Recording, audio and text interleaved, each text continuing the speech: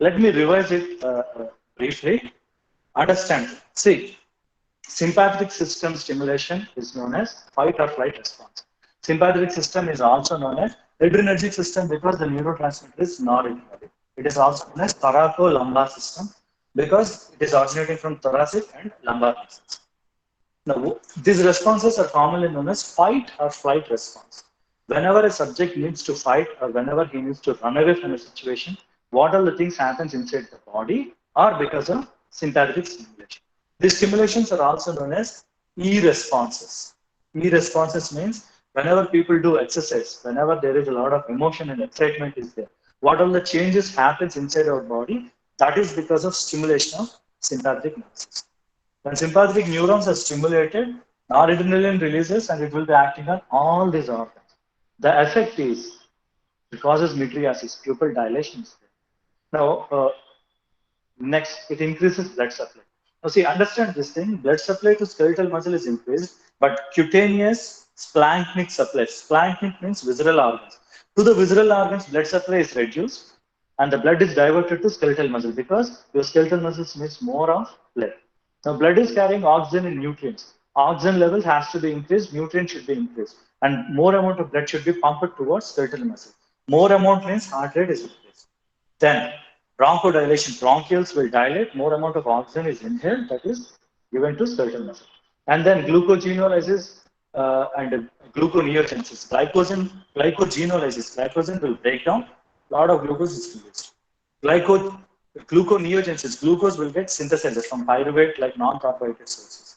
Now, along with this, one more thing also happens. You know, in our human body, the fuel molecules are carbohydrates and fat. So free fatty acids also released by adipolysis. You know, we have alpha and beta receptors are there in beta, beta 1, beta 2, beta 3 are there. Beta 3 are present on adipocytes, which will increase the free fatty acid release. Once the free fatty acids are released, they will get into citric acid cycle and then goes to mitochondria, energy is released. Research is continuously going on the beta 3 receptors, but for us, only little details are available. But that is a response of sympathetic nervous system. Whereas parasympathetic nervous system deals with this phenomenon called as rest and digest. Whenever we are in rest, whenever food is being taken, what all the responses happens inside our body are parasympathetic stimulation. Now in parasympathetic stimulation, there is a mnemonic called SLUDD. Salivation, lacrimation, urination, digestion, defecation. All of them are under the control of parasympathetic system. You have quite opposite to these actions. In adrenergic system, you have pupil dilation is there. In cholinergic, you have pupil constriction is there. It is known as miosis. Right? Blood supply increases to stomach and intestine, whereas in this case, blood supply increases to skeletal muscle. Here, heart rate is reduced, bronchoconstriction is there.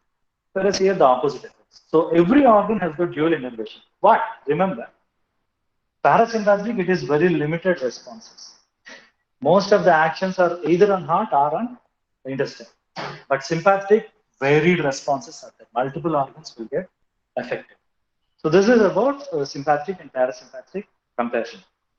Again, see, because sympathetic nervous system is acting on multiple organs, you have involvement of sympathetic system in multiple diseases out there.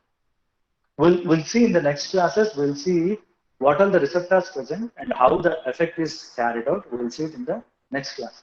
So this part, see, these are important. You need to understand the anatomy and the exceptions and how it is classified and what is the effect. What is preganglionic, what is postganglionic, what are the neurotransmitters are. And finally, you need to understand the physiological aspects.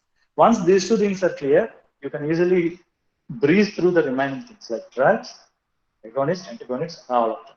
Let me introduce one more concept. See, these are known as sympathetic and parasympathetic systems. Now, see, any agent which is mimicking the actions of sympathetic system. Mimicking means imitating. That means when sympathetic system is activated, all these responses are there. If you take any drug which is causing similar kind of activities, they are known as mimetics. They are mimicking whose action? Sympathetic system action. Hence, they are known as sympathomimetics. They are mimicking the action. Example, dopamine or dopamine. You take dopamine or dopamine, heart rate is increased. Increase in heart rate is sympathetic action. So it is known as sympathomimetic. Agonist is a drug which binds with the receptor and causes similar action like a natural ligand.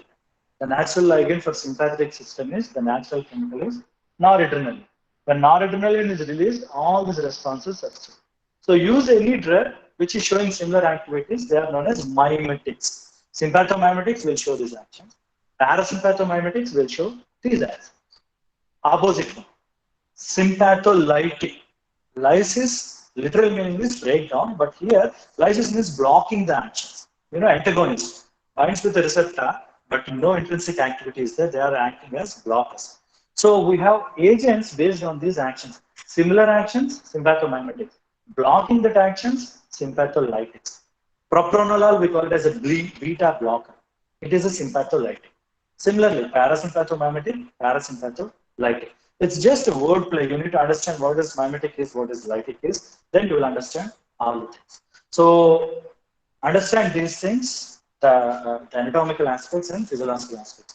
Once you understand them, everything will become very clear. Autonomic nervous system will become very easy. Yeah. Any doubts?